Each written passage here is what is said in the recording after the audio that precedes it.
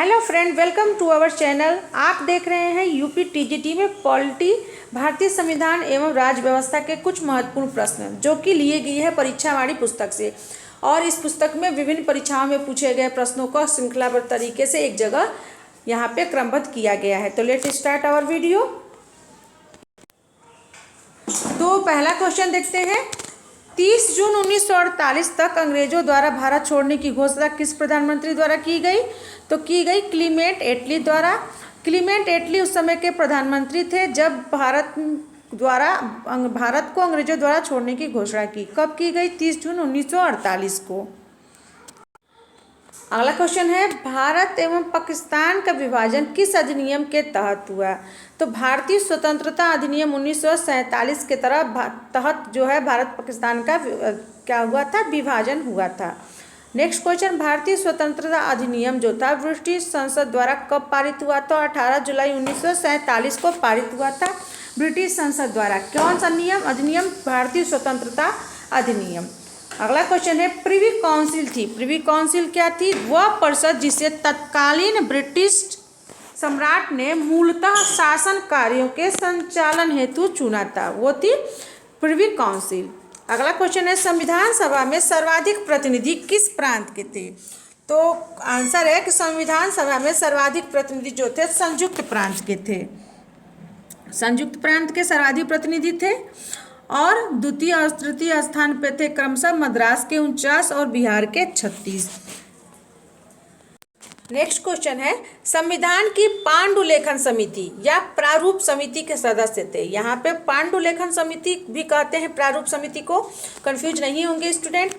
तो पांडुलेखन समिति या प्रारूप समिति के सदस्य कौन कौन थे? तो डॉक्टर भीमराव अंबेडकर जो अध्यक्ष थे, एन गोपाल स्वामी आयंकर, के एम मुंशी, अल्लाद कृष्णा स्वामी अय्यर, सैयद मोहम्मद सादुल्ला, बी एल मित्र। थोड़ा समय बाद ये हटा दिए गए और इनके स्थान पर एन माधव राव सदस्य बने। डीपी खेतान, इनकी आकस्मिक मृत्यु के कारण टी कृष्णाचारी को सदस्य बनाया गया। अगला क्वेश्चन है, सन 1946 में निर्मित अंतरिम सरकार में कार्यपालिका परिषद के उपसभापति थे। कौन थे? जवाहरलाल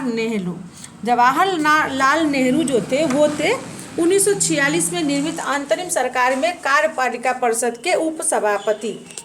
अगला क्वेश्चन है, कब भारत को एक संविधान देने का प्रस्ताव यानी उद्देश्य प्रस्ताव संविधान सभा द्वारा पारित किया गया? तो भारत को एक संविधान देने का प्रस्ताव जो था उसको कहते हैं उद्देश्य प्रस्ताव। यह संविधान सभा द्वारा कब पारित किया गया? 22 जनवरी 1947 को यह पारित किया गया। अगला क्वेश्चन है, डॉक्टर भीमराव अंबेडकर का संविधान सभा में निर्वाचन किस प्रांत से हुआ था? भीमराव अंबेडकर का जो संविधान सभा में निर्वाचन था वो किस प्रांत से हुआ था? तो हुआ था बम्बई प्रेसिडेंटी। ध्यातव्य है कि डॉक्टर अंबेडकर जो थे 1946 के चुनाव में बंगाल के पूर्वी भाग से चुने गए थे, किंतु भारत के विभाजन के बाद वो क्षेत्र पाकिस्तान में चला गया। अतः बम्बई प्रेसिडेंटी की पूना सीट कांग्रेस के एम.आर. जयकर से रिक्त कराकर उपचुनाव द्वारा अंबेडकर को पुनः संविधान का सभा का सदस्य बनाया गया था। ये याद रखेंगे कि जब अंबेडकर ने चुनाव लड़ा था तो वो बंगाल के पूर्वी भाग से चुन लिए गए थे, किंतु जब विभाजन हो गया तो पाकिस्तान में चला गया। तो बम्बई प्रेसिडेंटी की पूना सीट को कांग्रेस के जो थे एम.आर. जयकर से रिक्त कराया गया और फिर उपचुनाव कराया गया, जहां से अंबेडकर को पुनः संविधान सभा का सदस्य बनाया गया।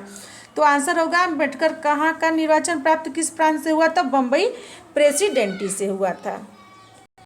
अगला क्वेश्चन है कि 1946 के चुनाव के पश्चात मुस्लिम लीग ने किस प्रांत में अपनी सरकार बनाई थी? 1946 के चुनाव हुआ था तो पश्चात जो था मुस्लिम लीग ने किस प्रांत में अपनी सरकार बनाई थी? तो बंगाल में बनाई थी और प्रधानमंत्री कौन थे? एच.एस. सुहरावर्दी थे। अगला क्वेश्चन है, संविधान सभा में सर्वाधिक प्रतिनिधि किस रियासत से थे? तो संविधान सभा में सर्वाधिक प्रतिनिधि जो थे वो थे मैसूर से 7 और द्वितीय स्थान पर ट्रावणकोर से 6। अगला क्वेश्चन है कि भारतीय स्वतंत्रता के समय ब्रिटेन में किस पार्टी की सरकार थी? तो लेबर पार्टी की सरकार थी। जब भारत को स्वतंत्रता मिली तो ब्रिटेन में किस पार्टी की सरकार थी?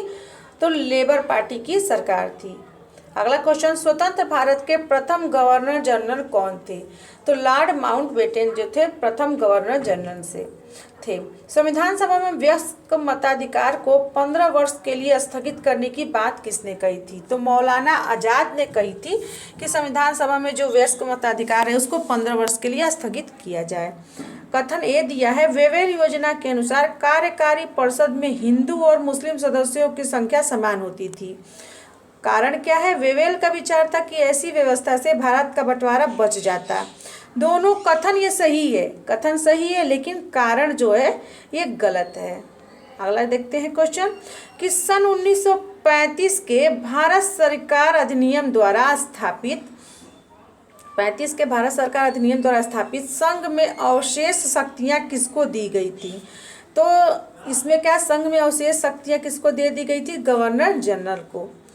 अगला क्वेश्चन, सी Rajagopalachari, doctor Rajendra Prasad, doctor S Radhakrishnan और जगजीवन में से कौन अगस्त 1946 में गठित प्रथम अंतरिम राष्ट्रीय सरकार का सदस्य नहीं था? तो सी राजगोपाली जो थे ही राजेंद्र प्रसाद भी थे और जगजीवन राम भी थे, डॉक्टर एस राधाकृष्णन नहीं थे अंतरिम राष्ट्रीय सरकार के सदस्य में। अगला क्वेश्चन है कि भारतीय संविधान सभा में महिला सदस्यों की कुल कितनी संख्या थी? संविधान सभा में महिला सदस्यों की संख्या थी 15। नेक्स्ट क्वेश्चन देखते हैं, भारतीय स्वतंत्रता के पश्चात और संविधान निर्माण के पूर्व भारत का शासन किस अधिनियम के तहत चलाया गया था? तो भारतीय स्वतंत्रता के बाद और संविधान निर्माण के पहले तक भारत का शासन जो चला था 1935 अधिनियम के अनुसार चला था। संविधान सभा के विभाजन यानी कि पुनर्गठन के बाद भारतीय संविधान सभा में कुल कितने सदस्य थे? तो भारतीय संविधान सभा में कितने सदस्य थे? 324 सदस्य। अगला क्वेश्चन देखिए कि भारत और पाकिस्तान के बीच पंजाब और बंगाल में सीमाओं के निर्धारण के लिए पंजाब सीमा आयोग और बंगाल सीमा आयोग नाम से 2 सीमा आयोगों का गठन कब किया गया? एक भारत और पाकिस्तान के बीच विभाजन हो रहा था तो पंजाब में बना था पंजाब सीमा आयोग और बंगाल में बना था बंगाल सीमा आयोग। तो ये कब किया गया था? तो 30 जून 1947 को इसका गठन किया गया था। आगे देखते हैं कि भारत और पाकिस्तान के मध्य सीमा निर्धारण के लिए गठित सीमा आयोग का अध्यक्ष कौन था? तो सर रेडक्लिफ जो थे वो सीमा आयोग के अध्यक्ष थे भारत और पाकिस्तान के मध्य जो सीमा बनी थी। अगला क्वेश्चन देखते हैं कि भारत मंत्री यानी कि भारत सचिव का पद कब समाप्त कर दिया गया? भारत मंत्री या सचिव का पद समाप्त कर दिया गया कब? तो 1947 में भारतीय स्वतंत्रता अधिनियम द्वारा इस पद को क्या कर दिया गया? समाप्त कर दिया गया। अगला क्वेश्चन, ब्रिटिश सम्राट का देशी रियायतों पर प्रभुत्व कब समाप्त हो गया? तो 1947 में प्रभुत्व समाप्त हो गया। अगला देखते हैं क्वेश्चन कि 15 अगस्त 1947 से 26 जनवरी 1950 तक भारत का राजनीतिक दर्जा क्या था? 15 अगस्त 1947 से लेकर 26 जनवरी 1950 तक जो भारत था उसका राजनीतिक दर्जा था ब्रिटिश राष्ट्रकुल के एक अधिराज का। भारत जो था ब्रिटिश राष्ट्रकुल के एक अधिराज के रूप में इसका दर्जा प्राप्त था। अगला क्वेश्चन देखते हैं, संविधान सभा की प्रथम बैठक कब और कहाँ हुई थी? तो संविधान सभा की प्रथम बैठक हुई थी 9 दिसंबर 1946 को और कहाँ हुई थी? नई दिल्ली में हुई थी। और संविधान सभा की स्थापना कब की गई थी? तो 9 दिसंबर 1946 को स्थापना की गई थी और उसके वहीं पे यहाँ पे बैठक हुई थी पहली नई दिल्ली में। संविधान सभा का अस्थायी अध्यक्ष किसे चुना गया था? तो डॉक्टर सच्चिदानंद सिन्हा को कि अस्थायी अध्यक्ष चुना गया था संविधान सभा का। अगला क्वेश्चन है, संविधान सभा का स्थायी अध्यक्ष किसे और कब चुना गया? तो संविधान सभा का स्थायी अध्यक्ष जो था वो राजेंद्र प्रसाद को और कब चुना गया था? 11 दिसंबर 1946 को चुना गया था। उद्देश्य प्रस्ताव में कुल कितने अनुच्छेद थे? जो उद्देश्य प्रस्ताव था कितने इसमें अनुच्छेद थे? इसमें अनुच्छेद थे 8 अनुच्छेद थे। 13 दिसंबर 1946 को उद्देश्य प्रस्ताव किसने प्रस्तुत किया था? तो पंडित जवाहरलाल नेहरू ने प्रस्तुत किया था। स्टूडेंट, अब देखते हैं स्वतंत्रता पश्चात गठित अंतरिम मंत्रिमंडल में क्या क्या हुआ था। तो चक्रवर्ती राजगोपालाचारी जो थे वो क्या थे? अध्यक्ष थे। पंडित जवाहरलाल नेहरू जो थे, जवाहरलाल नेहरू उपाध्यक्ष तथा प्रधानमंत्री थे, विदेश तथा कॉमनवेल्थ संबंध एवं वैज्ञानिक शोध के। सरदार वल्लभ भाई पटेल जो थे वो गृह सूचना एवं प्रसारण मंत्री थे। डॉक्टर भीमराव अम्बेडकर जो थे विधि मंत्री थे। सरदार बलदेव सिंह रक्षा मंत्री, डॉक्टर राजेंद्र प्रसाद खाद्य एवं कृषि मंत्री और मौलाना अबुल कलाम आज़ाद शिक्षा मंत्री। डॉक्टर जॉन मथाई जो थे रेलवे और परिवहन मंत्री थे। बाबू जगजीवन राम जो थे वो क्या थे? वो थे श्रम मंत्री। CH भाभा जो थे वाणिज्य मंत्री। रफ़ी अहमद किदवई संचार मंत्री। राजकुमारी अमृता कौर स्वास्थ्य मंत्री। RK सटमुख चेट्टी जो थे वित्त मंत्री थे। डॉक्टर श्यामा प्रसाद मुखर्जी जो थे उद्योग एवं आपूर्ति मंत्री थे। और NV गाडगिल जो थे वो थे कार्य खाद्यान्न एवं ऊर्जा मंत्री थे। यहाँ स्टूडेंट यहाँ ध्यान देने वाली बात है कि ध्यानतब है कि कार्यकारी परिषद के अध्यक्ष लॉर्ड माउंटबेटन सिर्फ 15 अगस्त 1947 से 20 जून 1948 तक ही थे। 20 जून 1948 तक ही थे। इसके पश्चात कार्यकारी परिषद के अध्यक्ष जो थे चक्रवर्ती राजगोपालाचारी नियुक्त किए गए थे। स्टूडेंट, आप देखते हैं संविधान सभा की प्रमुख समितियां एवं उसके अध्यक्ष। तो स्टूडेंट स्टार्ट करते हैं। स्टूडेंट, यहाँ पे थोड़ा हल्का सा धुंधला हो गया है, आप इसको थोड़ा सा इसको मेंशन करेंगे। हल्का सा ये धुंधला हो गया है, फिर मैं दूसरा जो लाऊंगी मैं साफ लाने का प्रयास करूंगी। तो संविधान सभा की प्रमुख समितियां जो थी उसके अध्यक्ष कौन थे? संचालन समिति के अध्यक्ष थे डॉक्टर राजेंद्र प्रसाद। संघीय संविधान समिति पंडित जवाहरलाल नेहरू। प्रांतीय संविधान समिति सरदार वल्लभ भाई पटेल। प्रारूप समिति के अध्यक्ष थे डॉक्टर भीमराव अम्बेडकर। संघ समिति शक्ति समिति के अध्यक्ष थे पंडित जवाहरलाल नेहरू। मौलिक अधिकार एवं अल्पसंख्यकों संबंधी परामर्श समिति सरदार वल्लभ भाई पटेल। और राष्ट्र ध्वज तदर्थ समिति जो थी, राष्ट्र ध्वज संबंधी तदर्थ समिति के अध्यक्ष कौन थे? वो थे डॉक्टर राजेंद्र प्रसाद।